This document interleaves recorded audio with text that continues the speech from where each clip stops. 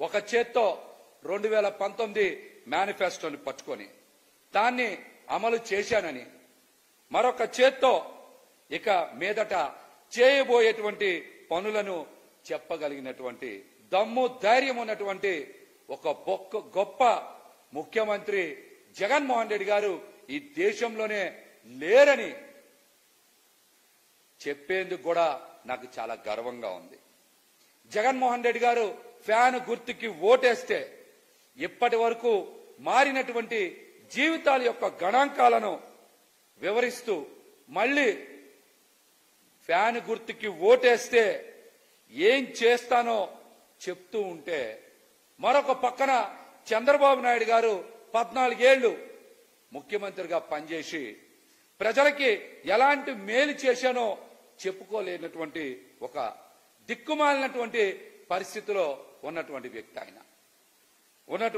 వ్యక్తి ఆయన పదే పదే ఒకటే చెప్తా ఉన్నారు, జగన్మోహన్ రెడ్డి గారిని ఓడించడమే మా అందరి ముందున్నటువంటి లక్ష్యమని రోడ్ల మీద ఇష్టానుసారం తిరుగుతా ఉన్నారు. 14 ఏళ్లు ముఖ్యమంత్రిగా చేసి 4 మంచి పనులు కూడా చెప్పుకోలేకపోతా ఉన్నారంటే, ఇలాంటి ఒక నీచమైనటువంటి చంద్రబాబు గారు లాంటి రాజకీయ నాయకుడిని ప్రజలు ఎప్పటికీ కూడా హర్షించరని కూడా ఈ సందర్భంగా తెలియజేస్తా ఉన్నా. జగన్మోహన్ రెడ్డి గారికి ప్రజల్లో వస్తున్నటువంటి ఆదరణ చూసి అక్కస్తో, ఈర్ష్యతో, ద్వేషంతో ఆయన నిరాశ నిస్పృహల్లోకి వెళ్లిపోయి జగన్మోహన్ రెడ్డి గారి మీద దాడి చేయండి అని, చంపండి అని ఆయన హింసని ప్రేరేపించేలాగా, కిరాయి మూకలకి ఆయన ఏదో నాయకుళ్లాగా, ఆయన ప్రజాస్వామ్యంలో ఒక రాజకీయ పార్టీ నాయకుల్లా మాట్లాడట్లా, కిరాయి మూకలకి రాయకుల్లాగా, లేకపోతే సుఫారీ ఇచ్చి హత్యలు చేయించేటువంటి ఒక గ్యాంగ్ కి నాయకుల్లాగా చంద్రబాబు నాయుడు గారు మాట్లాడుతూ ఉన్నారంటే ప్రజలు దీన్ని గమనించాలి. ఇటువంటి వ్యక్తి వలన పేద ప్రజల జీవితాల్లో ఎటువంటి మార్పు రాదు. ఇటువంటి వ్యక్తిని ఈ రాష్ట్రం నుంచి పారద్రోలకపోతే, తన్ని తరిమేయకపోతే పేద ప్రజల జీవితాల్ని చిదిమేస్తారని కూడా ఈ సందర్భంగా ప్రజలకైతే తెలియజేస్తా ఉన్నా. చంద్రబాబు గారి సభల్లో కూడా ప్రజలు ఒకటే చెప్తా ఉన్నారంట, నిన్ను నమ్మం బాబు, మా నమ్మకం జగన్ గారే అని ప్రతి చోట చెప్తా ఉండబట్టే ఆయన బ్యాలెన్స్ కోల్పోయి మతి స్థిమితం తప్పి జగన్మోహన్ రెడ్డి గారి మీద ఇష్టానుసారం మాట్లాడుతూ ఉన్నారు. మనం చూస్తున్నాం, సీఎం జగన్ గారు పేద ప్రజల జీవితాల్లో మార్పు రావాలని, నిన్న కన్నా నేడు, నేటి కన్నా రేపు వారి జీవితాలు బాగుండాలని, వారి పిల్లల జీవితాలు బాగుండాలని, పేద ప్రజలు డబ్బున్న వారి పిల్లలతో సమానంగా చదువుకోవాలని, నాణ్యమైన విద్యని అందిస్తూ, ఉన్నతమైనటువంటి విద్యని అందిస్తూ సామాన్య ప్రజల జీవితాల్లో ఒక తరాన్ని మార్చాలని నిరంతరం కృషి చేస్తున్నటువంటి జగన్మోహన్ రెడ్డి గారు ఈ రోజున సరస్వతి దేవికి మారు రూపంగా మారిపోయారని పేద ప్రజలందరూ కూడా ఆయన్ని కొనియాడుతా ఉన్నారు. ప్రతి అక్క చెల్లెమ్మకి సొంత ఇంట్లో ఉండాలనేటువంటి కల ఉంది. ఆ కలని సాకారం చేయాలనేటువంటి ఒక గొప్ప ఉద్దేశంతో జగన్మోహన్ రెడ్డి గారు రాష్ట్రంలో 31 లక్షల మంది అక్క చెల్లెమ్మలకి ఇళ్ల పట్టాలు ఇచ్చి వారిని సొంత ఇంటి కల సాకారం చేయాలని ఇప్పటికే సుమారు 9.2 లక్షల ఇళ్ల నిర్మాణం పూర్తి చేసి, మిగతా వాటిల్లో ఇళ్ల నిర్మాణం శరవేగంగా జరుగుతా ఉన్నాయి. మరి మళ్ళీ ఆయన ముఖ్యమంత్రిగా ప్రమాణ స్వీకారం చేసిన తర్వాత చాలా వేగంగా ఆ ఇళ్ల నిర్మాణం పూర్తి చేసి అక్క చెల్లెమ్మల సొంత ఇంటి కలని సాకారం చేసి పూర్తి చేస్తానని కూడా ఆయన హామీ ఇస్తా ఉన్నారు. అటువంటి పని ఎక్కడైనా సరే చంద్రబాబు నాయుడు గారు కానీ, కూటమిలో నాయకులు కానీ ఎక్కడైనా మాట్లాడుతున్నారా? ఎక్కడైనా చెప్తున్నారా? ఒకళ్ళ భజన ఒకళ్ళు చేసుకుంటున్నారు అక్కడ. వ్యానుల మీద నుంచొని చంద్రబాబు నాయుడు గారేమో పవన్ కళ్యాణ్ గారిని పొగడ్డం, పవన్ కళ్యాణ్ గారేమో చంద్రబాబు నాయుడు గారిని పొగడ్డం. ఒకళ్ళ మీద ఒకళ్ళు భజన చేసుకోవడమే, అంతేగాని ప్రజలకి మంచి చేస్తామని కానీ, ప్రజలకి మేలు చేస్తామని కానీ, పథకాలు ప్రవేశపెడతామని కానీ ఎక్కడ మాట్లాడట్లా వాళ్ళు. ఎంతసేపు జగన్మోహన్ రెడ్డి గారి మీద అక్కసు వెలగొక్కోవడం, లేదంటే ఒకళ్ళ మీద ఒకళ్ళు భజన చేసుకోవడం. ఎట్లాంటి వ్యక్తులు ఈ రాష్ట్రానికి అవసరమా? ఎట్లాంటి కూటములు ఈ రాష్ట్రానికి అవసరమా? జగన్మోహన్ రెడ్డి గారు లాంటి వ్యక్తి పేద ప్రజల జీవితాల్ని మార్పు తీసుకొచ్చి వాళ్ళని ఉన్నతంగా తీర్చిదిద్దాలనేటువంటి ఒక గొప్ప సంకల్పంతో పనిచేస్తా ఉన్నారు. అందుకని పేద ప్రజల నమ్మకం జగన్మోహన్ రెడ్డి గారు అయ్యారు. పేద ప్రజల నమ్మకం జగన్మోహన్ రెడ్డి గారు అయ్యారు. ఈ రోజున ప్రతి ఇంట్లో జగన్మోహన్ రెడ్డి గారు బొమ్మ పెట్టుకొని పూజిస్తున్నారంటే ఆయన యొక్క పరిపాలన విధానం, పేదల పట్ల జగన్మోహన్ రెడ్డి గారికి ఉన్న ప్రేమ, వాళ్ళ జీవితాల్ని ఉన్నతంగా తీర్చిదిద్దాలనేటువంటి ఒక కమిట్మెంట్. అందుకనే జగన్మోహన్ రెడ్డి గారిని జననాయకుడిగా ఈ ప్రజలందరూ కూడా ఆయన్ని కొలుస్తా ఉన్నారు. మాట మాటికి నిరుద్యోగం, ఉద్యోగాలు లేవు అని మాట్లాడుతూ ఉన్నారు. ఈ రాష్ట్రంలో సచివాలయ వ్యవస్థని ఏర్పాటు చేసి 2 లక్షల మందికి పైగా ఉద్యోగాలు ఇస్తే అవి ఉద్యోగాలు ఇచ్చినట్టు కాదా? అవి ఉద్యోగాలు ఇచ్చినట్టు కావా? అవి ప్రభుత్వ ఉద్యోగాలు కావా? నిరుద్యోగం మీద కూటమిలో ఏ నాయకుడితో అయినా సరే, చంద్రబాబు గారితో అయినా, పవన్ కళ్యాణ్ గారితో అయినా, ఆ పార్టీలో ఏ నాయకులతో అయినా సరే, నిరుద్యోగం మీద చర్చించేటువంటి దానికి మేము బహిరంగంగా సిద్ధంగా ఉన్నాం. గణాంకాలతో సహా బయటికి వస్తాం. ఎవరైనా సరే దీని మీద మాతో మాట్లాడచ్చు. జగన్మోహన్ రెడ్డి గారు ప్రవేశపెట్టినటువంటి పథకాల్ని మేము కొనసాగించాం అని చెప్పే దమ్ము చంద్రబాబు నాయుడు గారు అండ్ కోక్ గాని ఆయన కూటమికి గాని ఉందా? ఈ సవాల్ని స్వీకరించాలి. మేనిఫెస్టో అంటే జగన్మోహన్ రెడ్డి గారు చెప్పారు, మాకు బైబిల్, ఒక ఖురాన్, ఒక భగవద్గీత అని. కానీ చంద్రబాబు నాయుడు గారు ఈ ప్రపంచంలో ఏ రాజకీయ పార్టీ కూడా చేయదు. వెబ్సైట్లోంచే మాయం చేసినటువంటి వ్యక్తి, మేనిఫెస్టోనే వెబ్సైట్లోంచే ఆయన మాయం చేసినటువంటి వ్యక్తి. అటువంటి వ్యక్తి జగన్మోహన్ రెడ్డి గారు అమలు చేసినటువంటి సంక్షేమ పథకాలని కలలో అన్న అమలు చేయగలదా చంద్రబాబు నాయుడు గారు? కనీసం వాస్తవంలో కాదు, కలలో అయినా సరే జగన్మోహన్ రెడ్డి గారు అమలు చేసినటువంటి సంక్షేమ పథకాలని చంద్రబాబు నాయుడు గారు కలలో అన్న అమలు చేయగలరా? ఆయనకి ఎంతసేపు కూడా పెత్తందారులకి, పెట్టుబడిదారులకి, పారిశ్రామికవేత్తలకి దోచిపెట్టడం ఆయన ఎజెండా. అందుకే ఆయన అధికారంలోకి వస్తారు. వాళ్ళకి దోచిపెట్టడానికి ఆయన అధికారంలోకి వస్తారు. ఇంకో పక్కన జగన్మోహన్ రెడ్డి గారు సామాజిక న్యాయం చేస్తూ ఉన్నారు. బీసీ, ఎస్సీ, ఎస్టీ, మైనార్టీలందరికీ కూడా మరి 50% పైగా చట్టసభల్లో తీసుకెళ్ళడానికి, అటు అసెంబ్లీలో ఇటు పార్లమెంట్లో 100కి పైగా స్థానాలు ఇచ్చినటువంటి ఒక గొప్ప వ్యక్తి జగన్మోహన్ రెడ్డి గారు. ఆయన ఈ వర్గాలన్నీ కూడా చట్టసభల్లో ప్రవేశించాలి, వాళ్ళ ఆత్మగౌరవం పెరగాలనేటువంటి ఒక గొప్ప సిద్ధాంత భావజాలంతో ముందుకెళ్తున్నారు. కాబట్టినే ఆయన అంబేద్కర్ గారి ఆలోచన విధానాన్ని వాస్తవ రూపంలో అమలు చేస్తున్నారు. కనుకనే జగన్మోహన్ రెడ్డి గారిని సామాజిక విప్లవకారుడని ఈరోజు రాష్ట్రంలో బీసీ, ఎస్సీ, ఎస్టీ, మైనార్టీలందరూ కూడా కొనియాడుతా ఉన్నారు.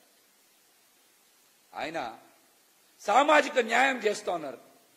కానీ లోకేష్ గారు లాంటి వ్యక్తి సామాజిక సమతుల్యత అమరావతిలో దెబ్బతింటదని, పేద సామాన్య వర్గాలు ఎవరు కూడా అక్కడ నివాసం ఉండకూడదని జగన్మోహన్ రెడ్డి గారు పెద్ద మనసుతో అక్కడ ఇళ్ల పట్టాలు ఇస్తే కోర్టులో వేసి ఆయన్ని నిలుపుదల చేయించినటువంటి ఒక దుర్మార్గ నైజం ఉన్నటువంటి వ్యక్తి నారా లోకేష్ గారు.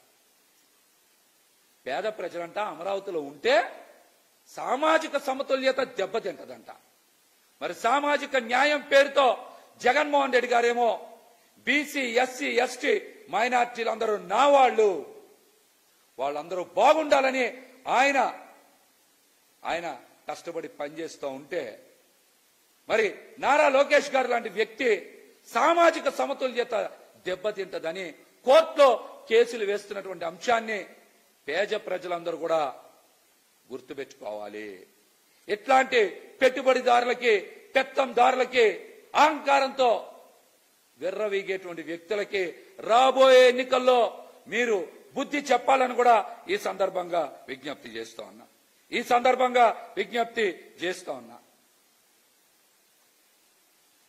పవన్ కళ్యాణ్ గారు నిన్న కూడా ఏదో మాట్లాడుతూ ఉన్నారు. అసలు కాపులకి మేలు చేసింది జగన్మోహన్ రెడ్డి గారు కాదా? కాపుల్ని మోసం చేసింది చంద్రబాబు నాయుడు గారు, పవన్ కళ్యాణ్ గారు కాదా? కాపు సామాజిక వర్గం అభివృద్ధి చెందాలని జగన్మోహన్ రెడ్డి గారు గత మేనిఫెస్టోలో 10,000 కోట్ల రూపాయలు, ఏడాదికి 2,000 కోట్ల రూపాయలు ఖర్చు చేస్తాం, అక్క చెల్లెమ్మల జీవితాలు మెరుగ్గా ఉండడానికి సహకరిస్తామని చెప్పి మేనిఫెస్టోలో చెప్పిన దానికన్నా మిన్నగా 34,000 కోట్ల రూపాయలు కాపు సామాజిక వర్గ అభివృద్ధికి, సంక్షేమానికి ఖర్చు పెట్టి కూటమి కన్నా మిన్నగా అసెంబ్లీ, పార్లమెంట్ స్థానాలు ఇచ్చినటువంటి గొప్ప వ్యక్తి జగన్మోహన్ రెడ్డి గారు. కాపులకి మేలు చేసినటువంటి వ్యక్తే జగన్మోహన్ రెడ్డి గారు. కానీ కాపుల్ని ఓటు బ్యాంకుగా మార్చుకోవాలి, కాపుల్ని చంద్రబాబు నాయుడు గారికి ఏదో విధంగా పల్లకి మోసేలా తయారు చేయాలి, జనసేనని పసుపు సేనగా మార్చేయాలి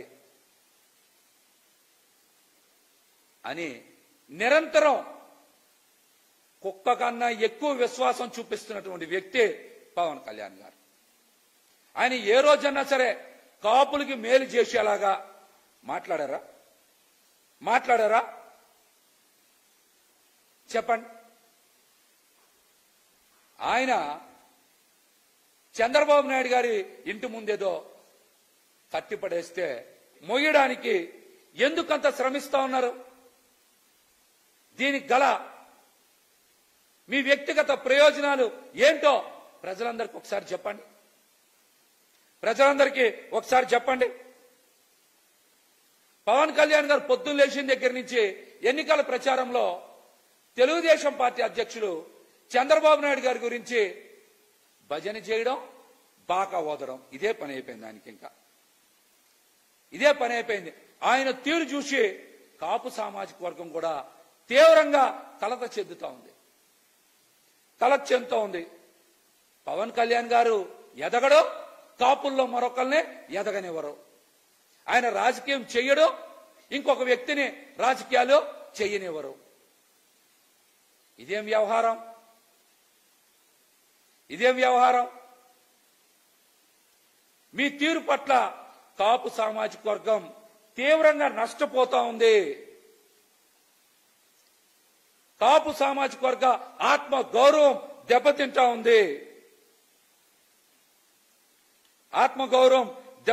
ఉంది. ఏ రోజైనా సరే మీరు కాపు రిజర్వేషన్ల గురించి చంద్రబాబు నాయుడు గారితో ఒక్క మాట మాట్లాడారా? కాపు యువత తాము సంపాదించిన డబ్బుల్లో తిని తినకుండా జనసేనకి విరాళాలు ఇస్తుంటే ఆ కాపు యువత కోసమో, ఆ కాపు సామాజిక వర్గం కోసమో ఒక్కసారైనా నోరెత్తారా పవన్ కళ్యాణ్ గారు? మీరు ముద్రగడ పద్మనాభం గారిని అవమానించిన, వారి పట్ల దారుణంగా ప్రవర్తించిన, ఇవన్నీ పవన్ కళ్యాణ్ గారికి కనిపించలేదా? ముద్రగడ పద్మనాభం గారో, హరిరామ జోగయ్య గారో మీకు చాలా లేఖలు రాస్తే ఒక్కసారి కూడా మీరు ఎందుకు స్పందించలా? మీరు ఎందుకు స్పందించలా? ఈ అంశాల మీద మీరు సమాధానం చెప్పండి. సమాధానం చెప్పండి. చంద్రబాబు నాయుడు గారు అరటిపండు తినేసి ఆ తొక్క మీద విసిరితే ఆ తొక్కకే మీరు కింద పడ్డారు కదా. మీరు జనసేనని పసుపు సేనని అందుకే మార్చారా? మీరు జనసేనని పసుపు సేనగా అందుకే మార్చారా? దీనికి సమాధానం చెప్పండి. పవన్ కళ్యాణ్ గారి జీవితంలో ఏది పర్మనెంట్ కాదు, అన్ని టెంపరీనే, అన్ని టెంపరీనే. ధర్మం మాట్లాడితే పవన్ కళ్యాణ్ గారు అక్కడ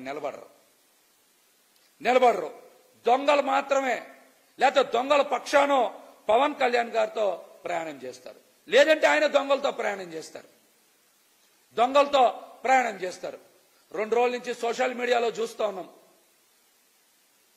కాకినాడ ఎంపీ అభ్యర్థి ఉదయ్ శ్రీనివాస్ గురించి పెద్ద ఎత్తున సోషల్ మీడియాలో ట్రోలింగ్ అవుతుంది.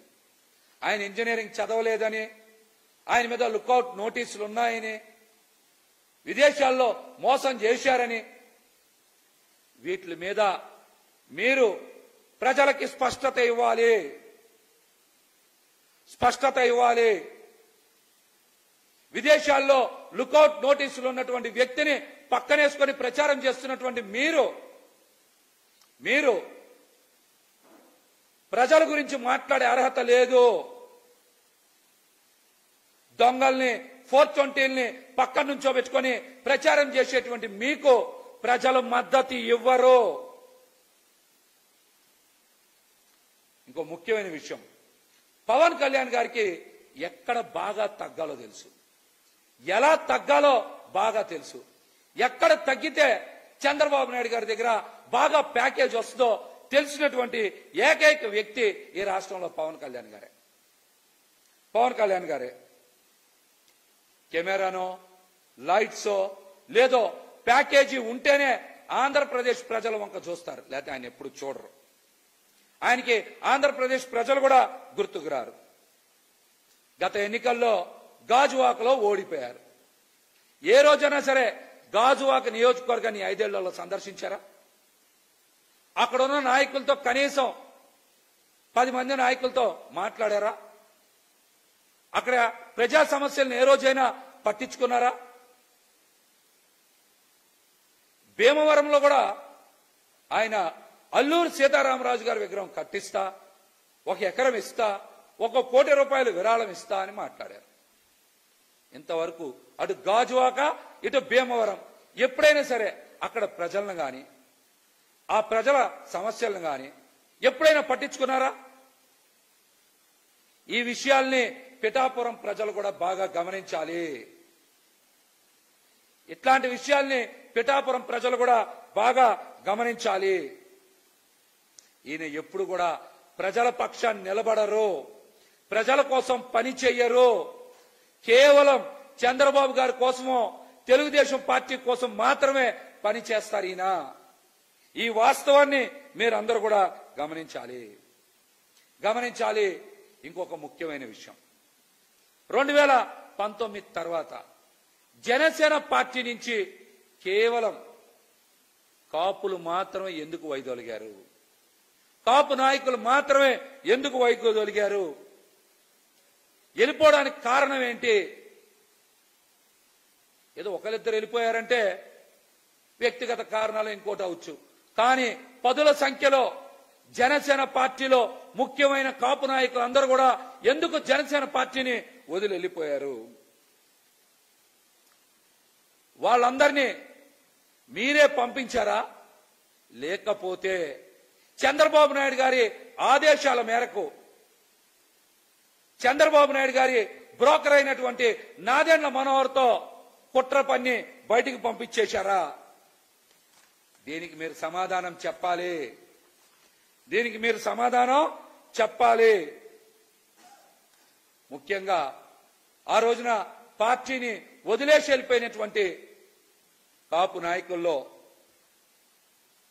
మరి తమిళనాడు సిఎస్ ఆర్ఆర్ రామ్మోహన్ రావు గారు ఉన్నారు, జేడి లక్ష్మీనారాయణ గారు ఉన్నారు, అదేవిధంగా చింతాల పార్థసారథి గారు ఉన్నారు, మాదాసు గంగాధరం గారు ఉన్నారు, ముత్తంశెట్టి కృష్ణారావు గారు ఉన్నారు, ఆకుల చంద్రశేఖర్ గారు ఉన్నారు. ఇలా చాలా మంది కాపు నాయకులు మాత్రమే పార్టీ నుంచి బయటికి పంపించారంటే దాని వెనకున్న కుట్ర ఏంటి? దాని వెనకున్న కుట్ర ఏంటి? చంద్రబాబు నాయుడు గారి ఆదేశాల మేరకు మీరు ఈ పనులన్నీ చేశారా? దీనికి సమాధానం చెప్పండి. పార్టీలో మిమ్మల్ని నిత్యం అంటిపెట్టుకుని ఉండి మీకు సేవలు చేసినటువంటి ఒక కాపు యువకుడు అంజిబాబు లాంటి వ్యక్తి కూడా మీరు ఎందుకు బయటికి పంపించేశారో సమాధానం చెప్పాలి. సమాధానం చెప్పాలి. దీంతో పాటు Hyderabad party office account section కాలిపోయి ఏడాది అవుతుంది. ఇంతవరకు మీరు ఎఫ్ఐఆర్ నమోదు చేయించారా? చేయించలేదా? దర్యాప్తు చేయించారా? చేయించలేదా? అకౌంట్ సెక్షనే ఎందుకు కాలిపోయింది? అక్కడ ఇన్కమ్ ట్యాక్స్ కు సంబంధించినటువంటి ఫైల్సే ఎందుకు కాలిపోయినాయి? మీరే కాల్పించేశారా? మీరే ఆ పని చేశారా? మీరే ఆ పని చేసి అక్కడ కార్యాలయంలో పనిచేస్తున్నటువంటి 42 యువకుల మీద ఆ నెపం నెట్టి వాళ్ళని బయటికి పంపించారా? ఆ బయటికి పంపించిన 42 మందిలో కూడా 30 మందికి పైగా కాపు యువత ఉన్నారా లేరా? దీనికి కూడా మీరు సమాధానం చెప్పాలి. సమాధానం చెప్పాలి. కాలిపోయిన ఫైల్స్ అన్ని కూడా ఇన్కమ్ ట్యాక్స్ కి సంబంధించినయేనా? అందులో ఏం రహస్యం దాగుంది? ఇట్లాంటి అంశాలకి మీరు ఖచ్చితంగా సమాధానం చెప్పాలని కూడా మేమైతే డిమాండ్ చేస్తా ఉన్నాం.